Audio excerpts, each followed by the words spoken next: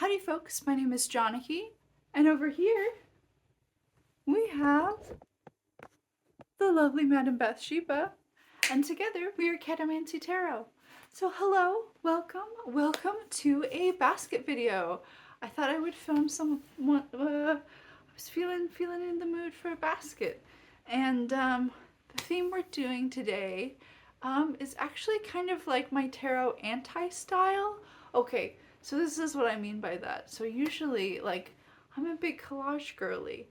I'm into collage, I'm into like photographic decks, I'm into like vintage decks, I'm into some esoteric decks.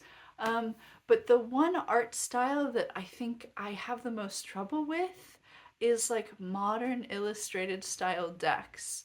I don't know why, but I have a hard time getting into it. And this is actually like the main art style. So like most Oracle and Tarot and like new mass market releases are all kind of like modern illustrated style, and I'm having a hard time, I don't know. I've never really connected with that style of art, which is actually like maybe a secret plus because it means that like a lot of decks I'm just not interested in, which means I can, turn my attentions elsewhere. And However, at the same time, I kind of want to like try to push myself and like try out some of these like more modern illustrated style decks. So over the past like year or so, I've just tried to like I'm trying to broaden my horizons. I'm trying to broaden my tastes. So the decks I have for you today are all in this. So the modern illustrated style that I do like a lot is this kind of like sketchy line work with like a limited color palette, and like figures that just are very emotive or are, angsty or whimsical or something along those lines. So that's kind of what mean by my anti-style. Usually I'm a huge collage girly, but today we're gonna take a look at some decks that are kind of a little pushing me a little bit outside of my usual comfort zone. So that's what I've got for you today. So today I'm going to show you those decks and then stick around to the end for a little bit of a collective reading. Um, and that's what I have for you guys today. So if that sounds good, here we go. This is what I've got in my basket for you. All right, so there's a few decks that have kind of set me out on this kick currently, and one of them is this one here. This is the Black Lily Tarot by Aya Rosen, and this deck is 10 years old this year. I think it was published in 2015, which is wild.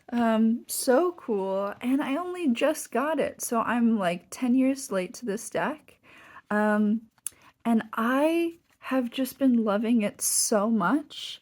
I have no idea why I waited so long to pick this one up. And yeah, I'm someone who's always just really enjoyed collage decks, and there's a lot of I don't know, it's just, and I think one of the reasons I'm so drawn to it is that there's a lot of kind of modern illustrated styles that I'm not a big fan of, but there's something about her line work that I just find like so expressive and so like angsty. And I love the sketchiness. I like the quality of the line work.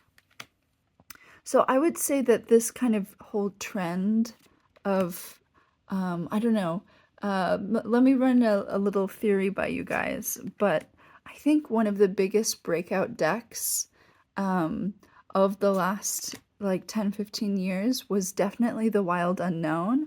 I think that one first came out in like 2012, and I think one of the reasons it became so popular was because the art style was just like very approachable. It's like very sketchy, and I think it just made a lot of other artists see that and be like, oh yeah, I could totally do that. Like, I could make a deck.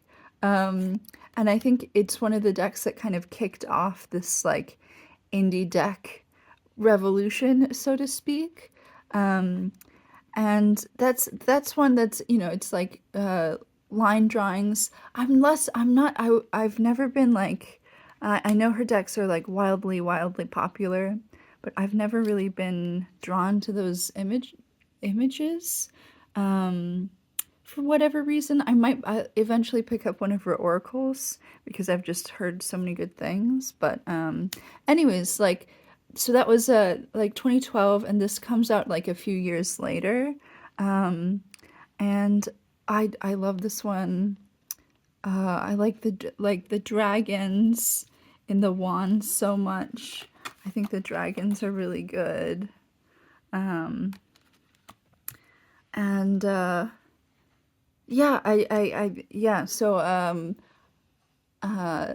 but this is, I prefer her kind of illustration style, and this deck also feels like it has the perfect the perfect vibes for like right now. It's winter. And my favorite pairing that I've been using for this, I showed this in my last video also, but I'll repeat it here in case y'all missed out. But this is the Death Doula Oracle. I might actually have to zoom us out a little bit so we can see these both together. But I just think that this combo is really, really cool. I always read in threes for whatever reason. You know, you gotta have 3 of each.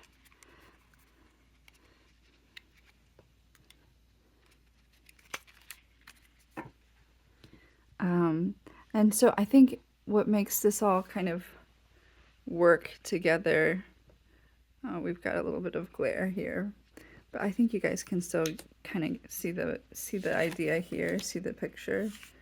I think it's really cool. And like, I'm also someone who usually like only pairs, you know, collage decks with collage decks, or like illustrated decks with illustrated decks. So kind of like mixing it up with like illustrated and photographic has been fun. You can't really, let me try and fix that with the glare. Maybe we should have just stuck to this one. Anyways, yeah, I think that's better lighting wise. Sorry guys. But yeah, there's also something that's kind of like angsty and like wintry about this deck to me. So that's been kind of like my go-to kick recently. And the fun thing about the Black Lily is it seems to like pair with absolutely everything, and I'm also like totally in love with this, like the size of that deck. And I kind of thought about like doing a big like pairing with the Black Lily deck like video for its like 10-year anniversary. I think that might be kind of cute. I know a lot of folks, I'm like the last person to get this deck in the world, but I'm curious, what's your favorite cards? What's your favorite decks to pair the Black Lily with? I want to know. I'm curious. So that is the thing that will kind of kick us off here. And weirdly enough, the very first deck, like one of my very first oracles that I ever got was the Cards of Chaos, also by Aya Rosen. I don't have no idea why I didn't pick up the Black Lily Tarot at the same time, because I think I would have loved it then too, but and for whatever reason, I never really got into these. I think partly because like the copy I have is like very crooked. Like the printing was offset. And so I could do like a micro trim on one side, but I just like never got around to it. And then I just like, it's a print on demand deck, and I probably could have said something and gotten a replacement, but that was like a very long time ago now. So I missed out. And this is also one, it doesn't come with a guidebook. It's just kind of like ooky spooky and kind of weird. Cards of Chaos, very chaotic. But it is kind of cute. And it's not one that I've pulled out recently at all, but this is probably one of my favorite cards in the deck. I just think it's really fun.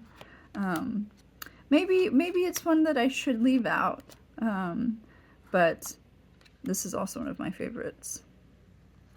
Yeah, it could be cool. It could be cute. Okay. But yeah, it's kind of an odd one. I don't always know what to do with all of the cards, but I think that's kind of the point. The point is to have a little bit, invite a little bit of chaos. But I still love her, her line work. I think is just like so expressive. So those are the cards of chaos, which kind of segues into the next deck that I've just been obsessed with last year, which is the Mother Witch. If you saw my like standout decks of 2020, this was like my favorite deck of last year. It's an Oracle deck by Natasha Khan. I think it's currently sold out of its US retailer at House Witch. I don't know if they're going to get a restock, but I think you can still get it from her website. But this is another one where the line quality is just like very expressive and lively, and I just love the kind of like the black line work and the kind of they're very intricate, but there's also kind of just like a whimsy where Aya Rosen's line work feels like very angsty. This one feels like a lot more like whimsical, which is fun. And yeah, I adore this one, and it's another deck that kind of just like goes with absolutely everything. It is a spendy one, but for me it was like definitely worth it. If you're intrigued by like the solid color and the black line work, but you're not you're not into the kind of price tag on this deck, I just found out there's like these two, I think, mass market decks from Rockpool. One's called like the Wise Woman Oracle, and the other one is called the like one is Wise and one is Wild. And one deck is like all this kind of like minty green color, and the other one is just kind of like a golden color, and they're kind of like very witchy, very cute, kind of similar vibes, except a little bit more like I don't know, stereotypically like witchy or pagan. But those could be, if you're kind of intrigued by the style, those might be ones to check out. But I like how like enchanted this one is. I love a quest, like love a quest. Gotta go out on a quest. Yeah, I just like adore it, and I think it goes with everything. I think it also works really well with kind of like black and white decks. And I only have one like black and white deck, and that's this one, the Spirit Speak Tarot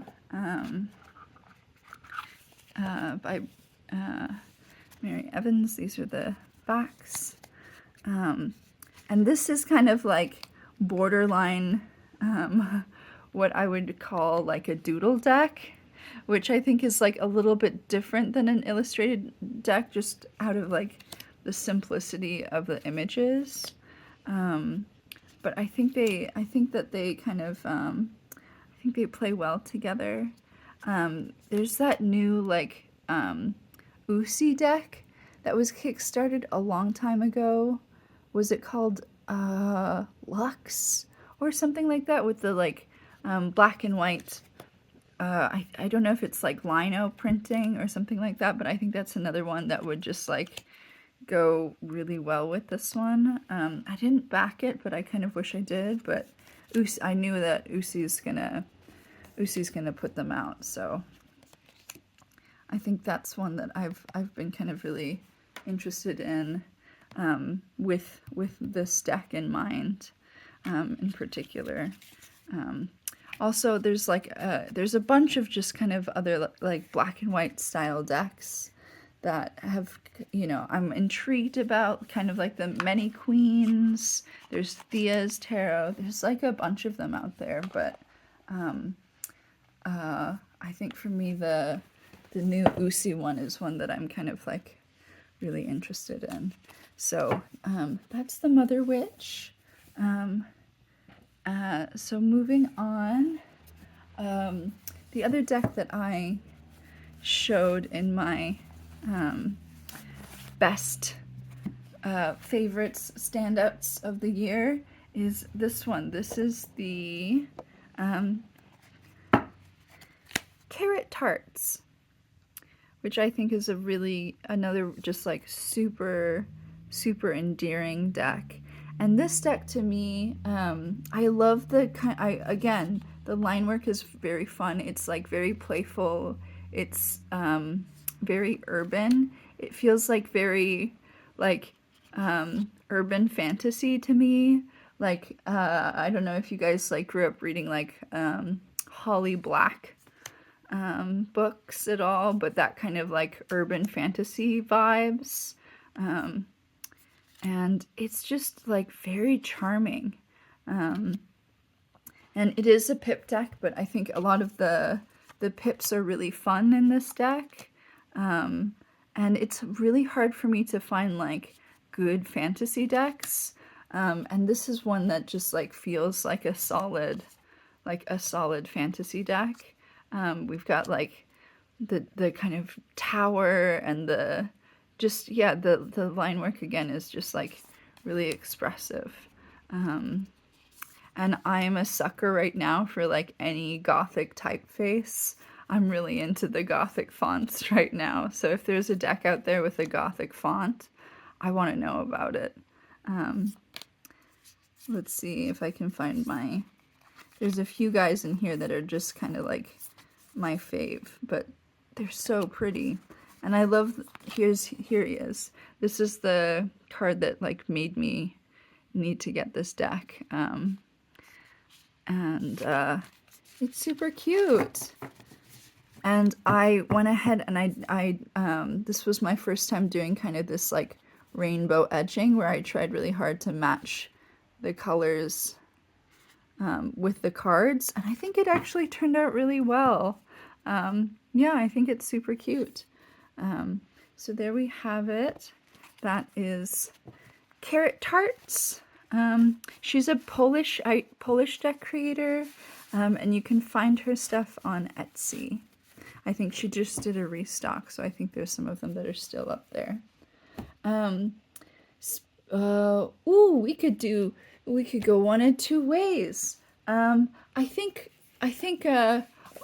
continuing with just like the gothic typeface.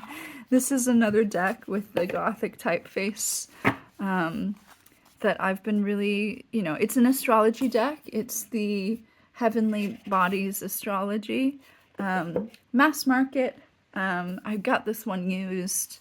And it's I think it's my only astrology deck. Like, so I think it's always good to have at least one astrology deck. And it reads it reads well. And it also has this just very light and gentle, very sketchy, but very dreamy illustrations. I guess some of this feels more like, I'm not sure what medium this is.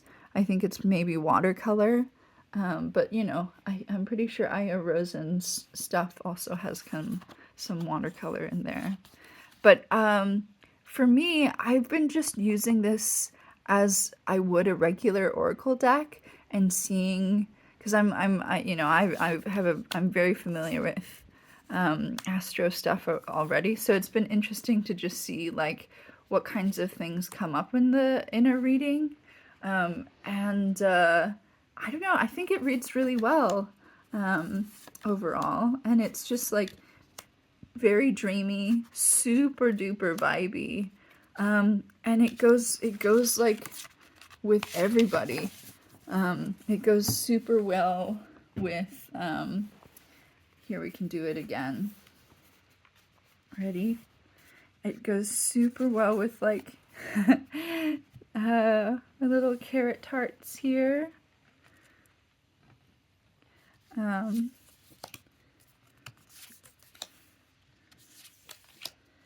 Very sweet. It also goes really well with some of my like collagey guys.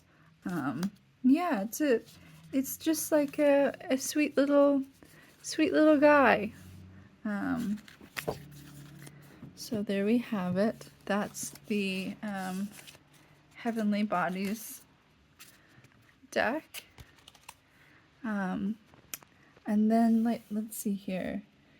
The next one that's also, I would say, a little bit of like, if Carrot Tarts is like modern fantasy, I would actually argue that the Yonas Ya tarot, it also gives me like a little bit of modern fantasy vibes.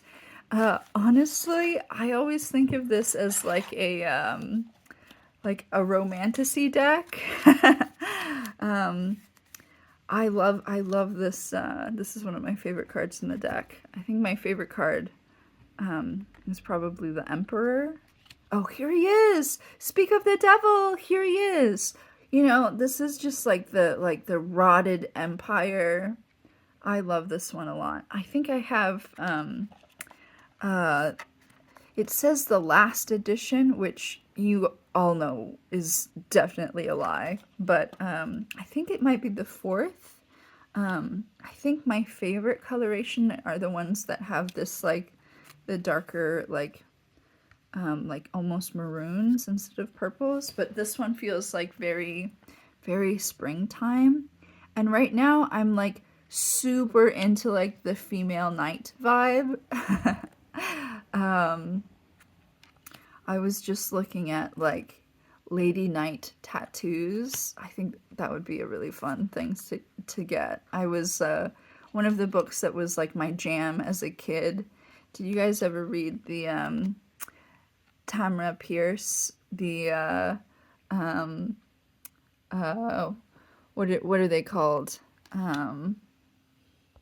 The Song of the Lioness, Alana, the Lady Knight. That was my jam for sure. And I don't know. I'm into it. This is but yeah, it also feels like I don't know. There's some of the like this guy. This feels like I don't know, someone straight out of like a one of these like you know, I don't know, very, very dark, shadowy. All the male figures in this deck are kind of like murky, kind of looming. So I don't know. This just gives me like very much romantasy vibes, but it's a lovely one. Like all of I don't know. It's and it goes really well with like because of all the greens and stuff. It pairs well with kind of like planty decks. Yeah, so it gives me very much like urban fantasy kind of vibes. Another illustrated deck that has like planty vibes that everybody already knows and loves, and that I've had for some time.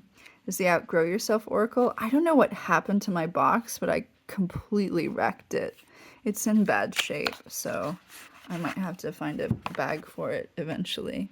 But this is another deck that, like, because of the illustrated style, for a long time, I held back because I just didn't think it was for me. And then when I finally got it, I've been digging it. I pair it pretty much exclusively with the dirt gems, and I feel like it's it's a really good combo.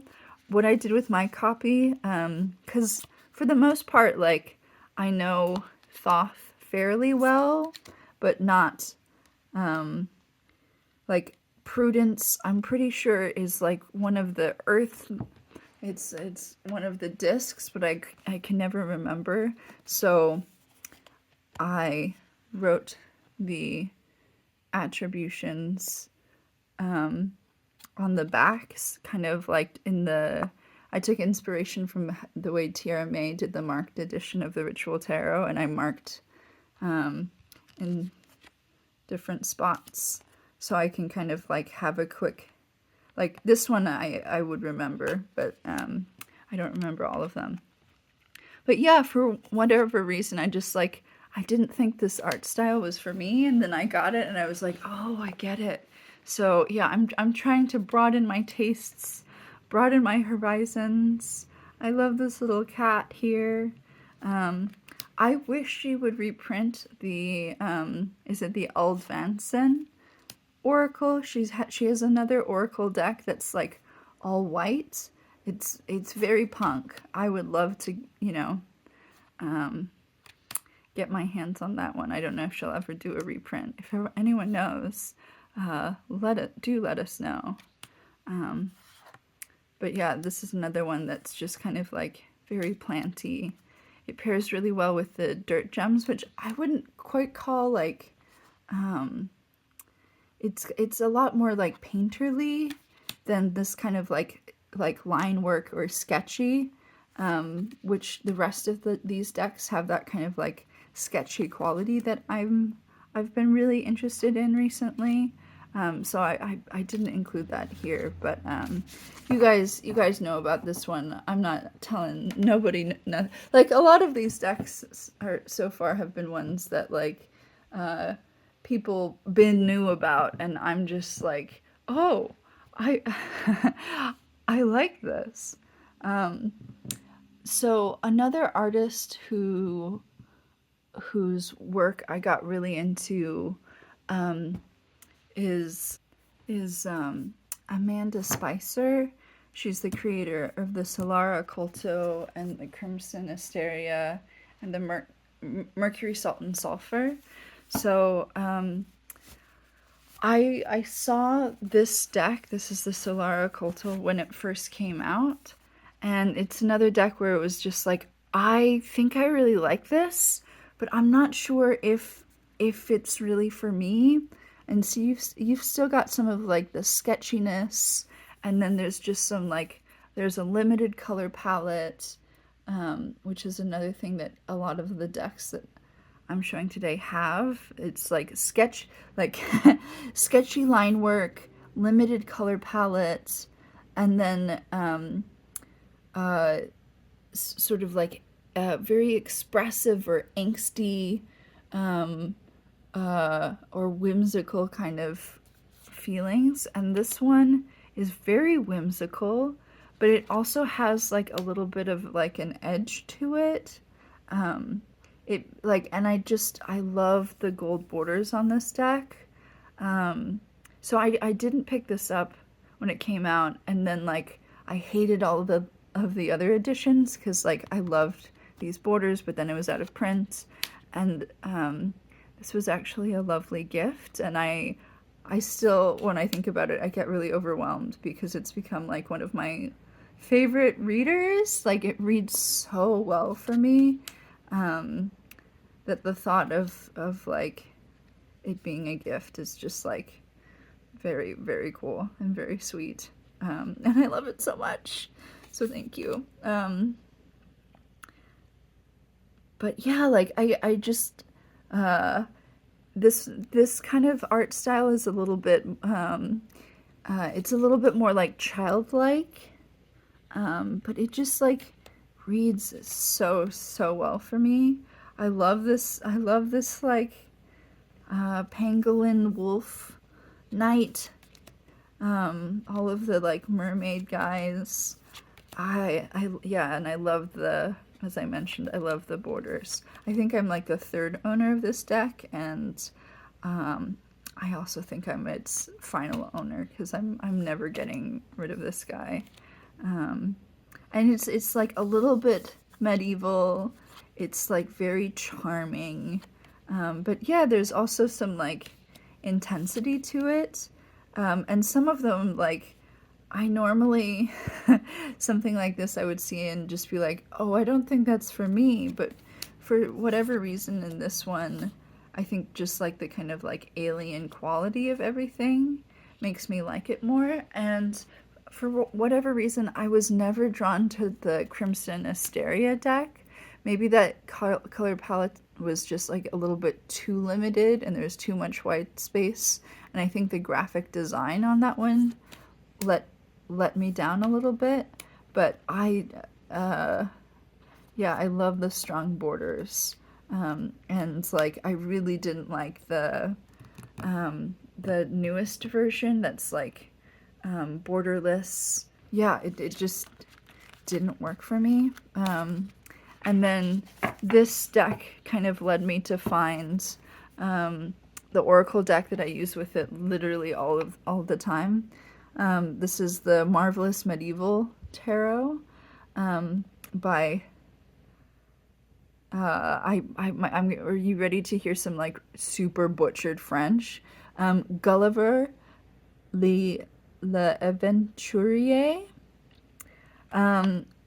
And I also, so she's a French artist and deck creator. She's got like 6 or more decks.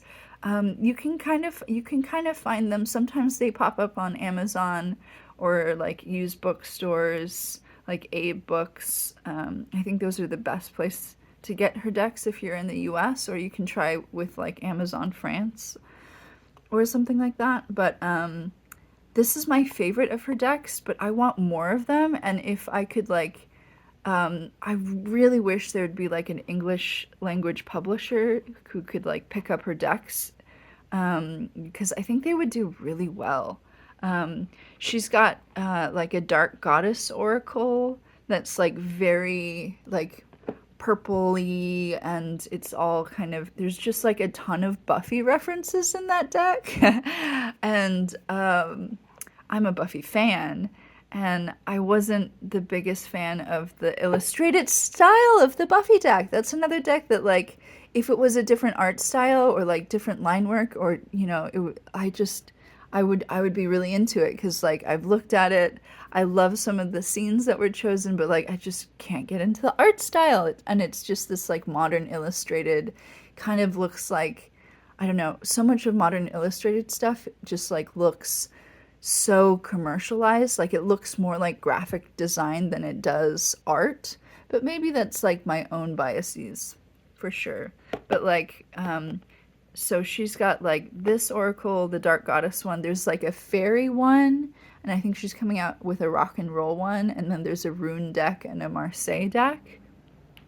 All cool, but this one is the only one of hers that I have, and it's my favorite. It's like it's what like this combo is like one of my all-time favorite like tarot and oracle combos of all time. It's like these guys were made for each other, and I just like the guidebook for this has like rhyming couplets but in French, so I just like take a picture and Google Translate it, and I get the message, but I think I miss out on some of the lyricism, which would be cool. It would be nice to have like a properly translated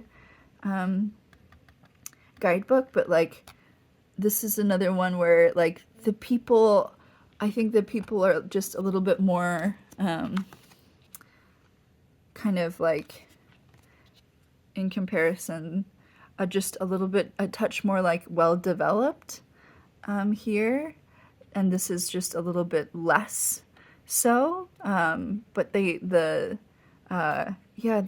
it's still just like so expressive, and the lines work is just like very delicate, and I love the themes, and like the names of the cards are actually really good, and I don't know, sometimes you get like a deck combo that just like never misses. So I've like whenever I do a reading with both of these guys, it's always just like eerily on point. And I just I can't handle it. I'm really it's like my favorite, like if I need to do like a cozy bedtime reading, this is what I'm getting into. So yeah, and like this deck also has like, yeah, it's mostly whimsical, but then there's moments when it's like gets a little bit more dark or a little bit more intense. And I also like, for the most part, it's pretty easy to know what the French is. I am not a French speaker, but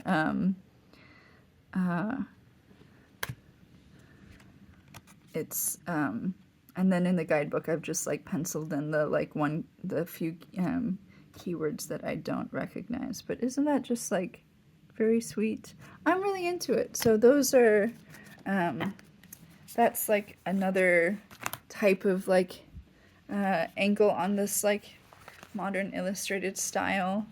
And then also this last year I picked up, so I've had this combo that I just showed you for like maybe a couple years, but this past year is when I picked up both of these guys.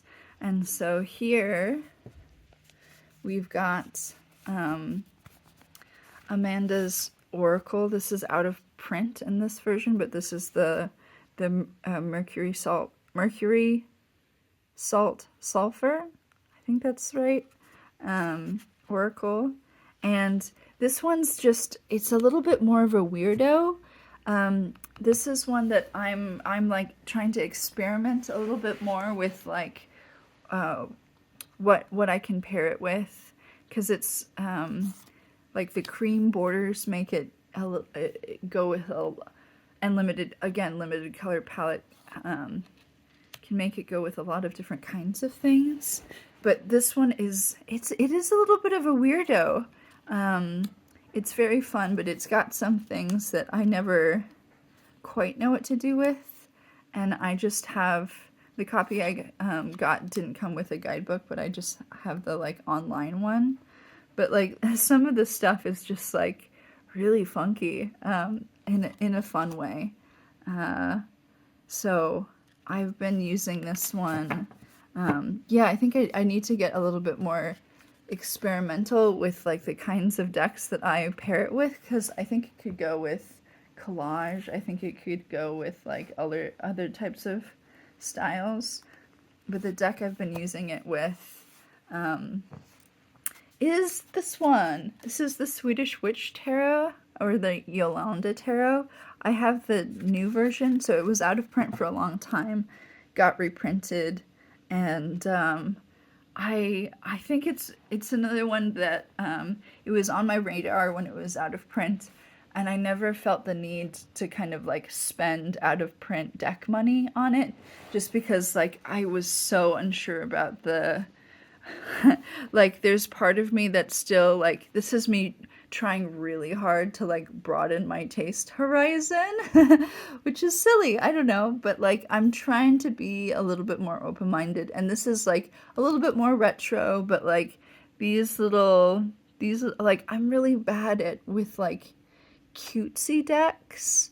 I don't know why, I just find like a lot of cutesy decks, or a lot of just like contemporary illustrated decks, I just like can't get into it. And like that's like most decks or like a huge number of decks, which kind of conveniently for me means that like I don't gotta I don't gotta worry about all them, which like narrows the things that I am into, which means I spend less.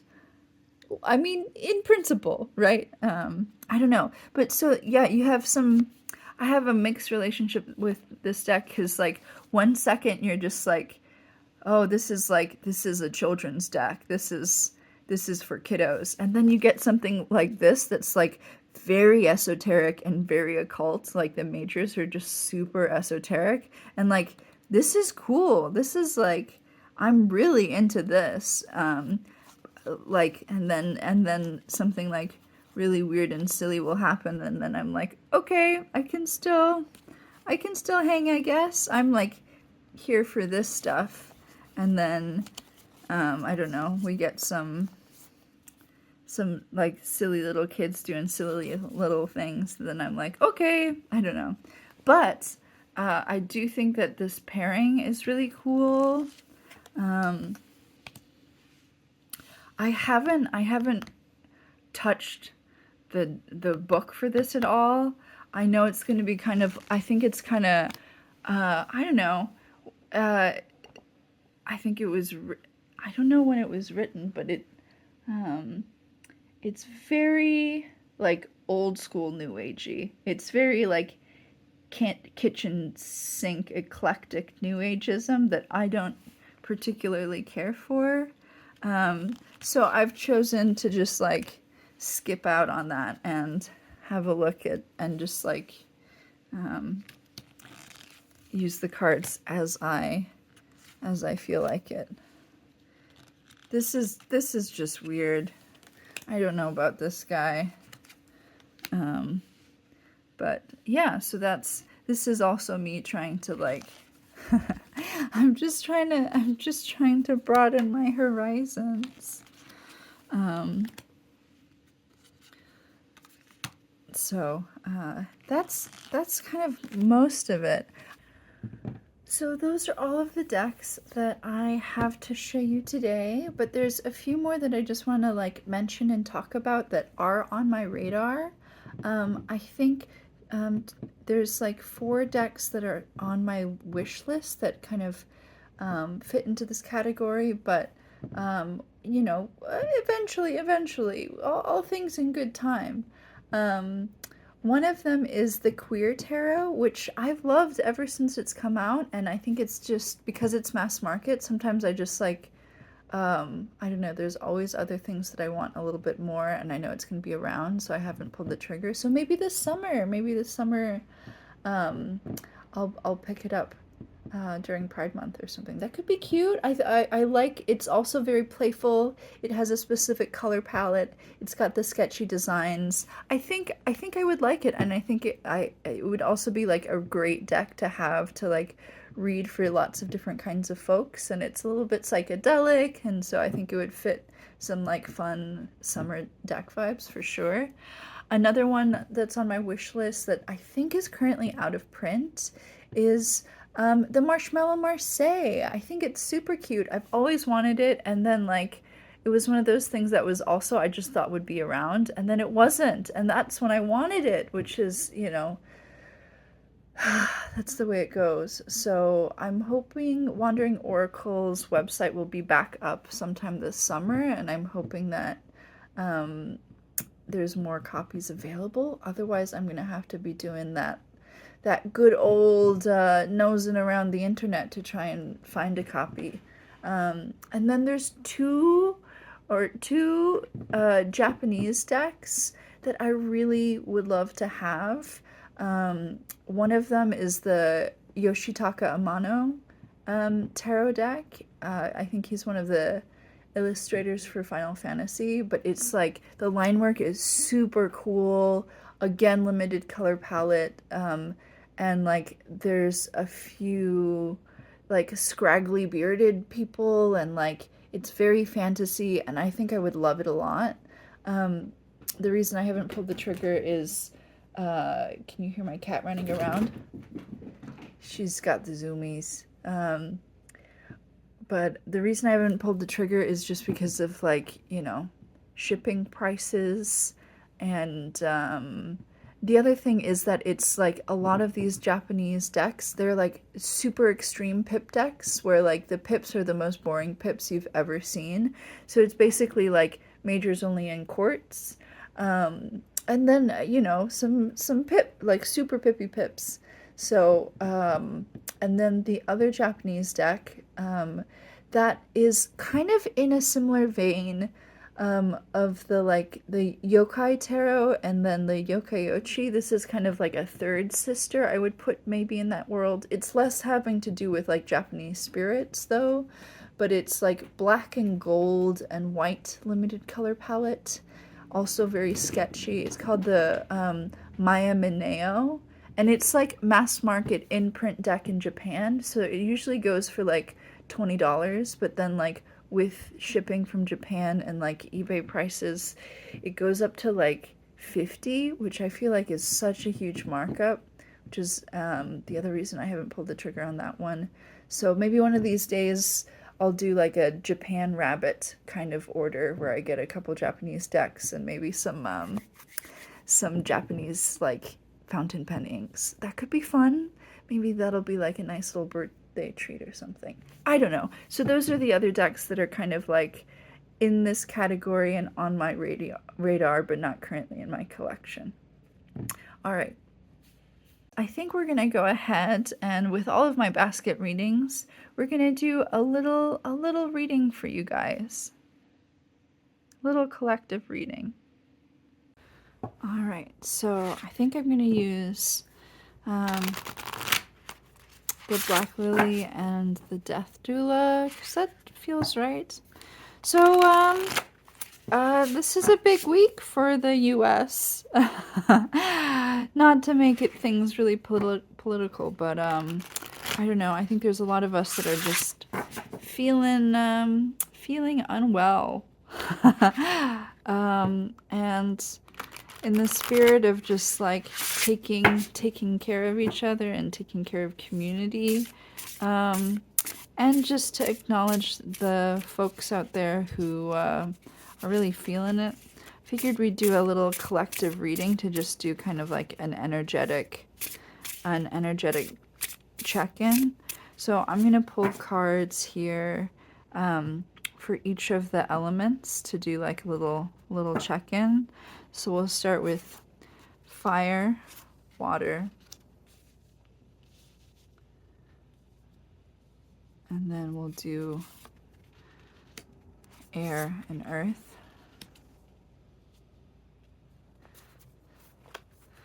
and then we'll throw some of these little guys on top.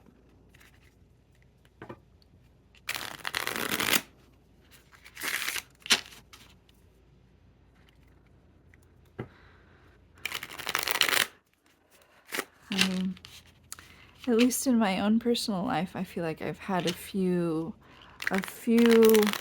things I've been really dreading or really worried about has kind of like fallen into place for me a little bit. So I'm feeling at least a little bit less doom and gloom personally, but the world still feels really grim. So we do what we can. So let's see here. So here again, we've got our fire, water, air, and earth. So for fire, we've got balance and the wheel of fortune. For our water, we've got connect with the dead and the hanged man. Air, we've got sensuality, and we've got the 9 of wands. And then down here, we've got in earth, we've got romance and the 8 of pentacles here. So let's take a look. In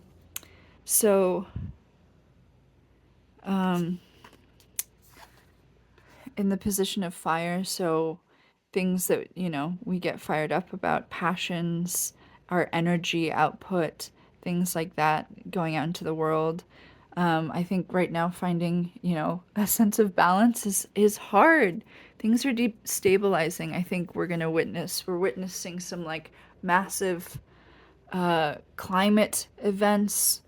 My heart completely goes out to everyone in Los Angeles right now. It's absolutely devastating and heartbreaking. And I think finding a sense of balance in this next kind of part of time is going to be really important. And, with the Wheel of Fortune, we obviously have these like really big ebbs and flows where sometimes you're like on top and you have more to give, and then sometimes you have less to give. And so, kind of like being conscious of that cycle of like reaching out, you know, tapping in when you have the energy to tap in to like tap into networks or to like do things, if you're called towards like activism or things like that, and then like also realizing that sometimes doom scrolling can just like, it's not the we can get like a total like empathy overload and just crash out and burn. So I think with the fire, with things, I don't know, getting fired up, just acknowledging kind of the ebb and flow of that. And then here, in the water, so in this kind of like emotional intuition, intuitive kind of realm, we've got the Hanged Man and Connect with the Dead, which I think is a really interesting combo here. Hanged Man also being associated with elemental water in the majors, right? So we've got this moment. Sometimes we need to kind of like process, connect with the dead. I mean, a lot of folks are going just through so much grief right now. There's mass death happening in the world, even if it's, on hold for a little bit now. So we've got this kind of like suspension going on. And I think it's, just a moment of reflection to, I don't know, to allow yourself moments to kind of like pause and grieve, and also like sometimes connecting with the dead. Humans have lived through, I don't know, I have some friends, some close friends who are just feeling very apocalyptic right now. What with kind of like the change of regime and also like the climate emergency and everything. And I think one of the things that connecting with the dead can offer is that humans over time have lived through so many apocalypses. So many different worlds have ended for people all over the world. So I think we're kind of at a moment when we're realizing certain ways of life are, I mean, very much not sustainable. And people have lived under kind of different kinds of, we're hardly the first country to live through a fascist regime, So, like, people still find ways, and we can kind of like take inspiration from those who have like come before us and things like that. And then we're getting into air, so intellect. And so we've got sensuality, and we've also got the Nine of Wands. And what I see here, the Nine of Wands is usually kind of this kind of like barricading, locking yourself up in a fortress of kind of like renunciation, or kind of like this like big retreat back from the world. And sometimes I think intellectually it's important to have like safe spaces you can create within your mind, within your thoughts, where you can kind of like retreat into. And sometimes you can just get really defensive, and sometimes you can completely shut yourself off from the world writ large. And I think there's a danger there also of that. Sometimes we do need to disconnect from the world, but sometimes we also need to find our ways back into it and back out of the fortresses we lock ourselves into. And I think the sensuality card here is like offering a way to kind of, if you're feeling locked up in your mind, if you're feeling like you know, you can't go out into the world, find a way back into your body through, you know, tapping into this kind of like the sensuous nature. So that might be just through like yoga or like a massage or like a hot bath or any other kinds of, you know, pleasurable activities you might want to engage in that helps you kind of like remember you have a body and land back kind of in your body. So I think always an antidote to kind of this feeling like you need to build yourself into a fortress is like find ways where you can do small things, you know, eat good food, have a hot cup of tea. These are all things where we can kind of engage in the sensuous. And then lastly, in the suit of earth, we have romance, and we've also got the Eight of Coins here.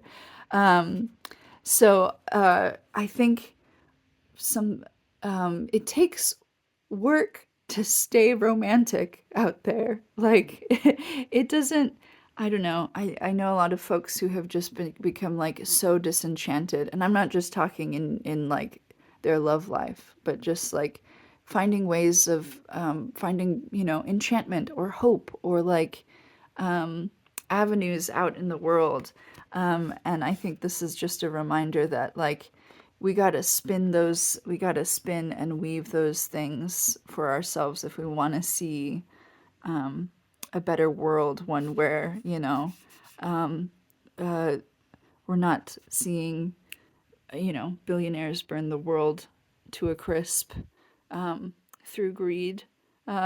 Maybe we need to put a little bit of work into spinning our own webs, into spinning a world that we can all kind of fall in love with. And yeah, I don't know. I think this apologies if this kind of reading isn't really your fare, or you're not, you might not be feeling any of this. And I am speaking from kind of like a particular standpoint as like a graduate student in very much a college town, just articulating this kind of like moment in America. But those are some of the things that I see coming up for us as a collective right now. Take it or leave it. If, you know, things got too political, you don't like things to get political, then please just, you know, refrain from commenting. Let's just leave this here in the space. Just as, you know, as if you need it or you're feeling it, that's fine. And if you're not, that's okay. You can just kind of let it wash all away. So that's all I have for you guys today. I hope you enjoyed the basket video, enjoyed the little collective readings, and stay safe out there, everyone. I'll see you guys next time. Bye.